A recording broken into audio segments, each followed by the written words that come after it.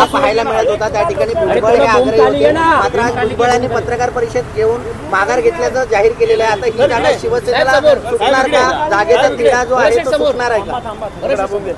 आता मी अजून काय ऐकलेलं नाही, पाहिलेलं नाही, परंतु आपण सांगताय म्हणजे त्याच्यामध्ये काहीतरी तथ्य खरं असणार आहे। तर आम्ही अभिनंदन करतो भुजबळ साहेबांचं।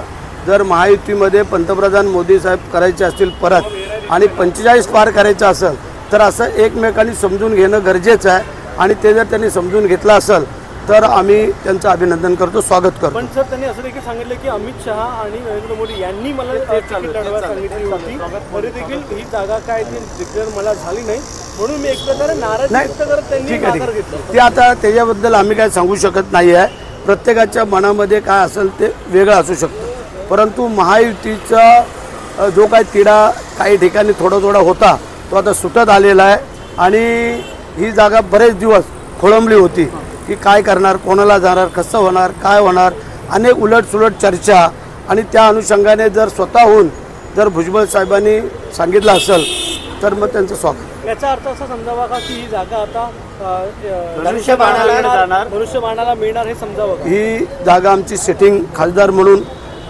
शिवसेनेचीच होती, आपल्याला सगळ्यांना माहिती आहे आणि त्याप्रमाणे ती आम्हाला मिळावी आणि आमचा तिथं कॅन्डिडेट असावा हे आम्हाला वाटते। त्याच्यानंतर आता ठाण्याच्या जागाची देखील अजूनही निर्णय झाला नाहीये, आपण मुख्यमंत्र्यांना भेटून आलेले आहात, अजून काही झालं? ठाण्याच्या जागेचा पण या 2 दिवसामध्ये तिढा सुटणार आहे, अडचणीचं काही नाही आहे।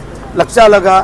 जर आम्हाला मोदी साहेबांना पंतप्रधान करायचं असेल, 400 पार करायचं असेल, इथं 45 पार करायचं असेल तर सगळ्या गोष्टी व्यवस्थितरित्या एकमेकांनी समजून चालायला पाहिजे आणि त्याप्रमाणे जर चाललो तर आपण 45 पार करायला काय अडचण लागणार नाही। आणि गोरस्ते असा वाद तिकडे दिसतोय, कुठेतरी भाजपचा देखील सर्वे होता, त्यामुळे अशा प्रकारची नाराजी देखील समोर आली होती, त्यामुळे गोडसे का गोरस्ते असा एक प्रश्न तिथे उद्भवला। ते आता मुख्यमंत्री दोन्ही उपमुख्यमंत्री निर्णय घेतील आणि जो निर्णय घेतील तो आम्हाला शिरसावत असेल, त्यामध्ये काय अडचणीची बाब नाही आहे। ठाण्यात देखील भाजप सोडायला तयार नाही, एकीकडे भाजप बोलते की आम्हाला ही सीट लढवायची आहे, असं काय नसतं।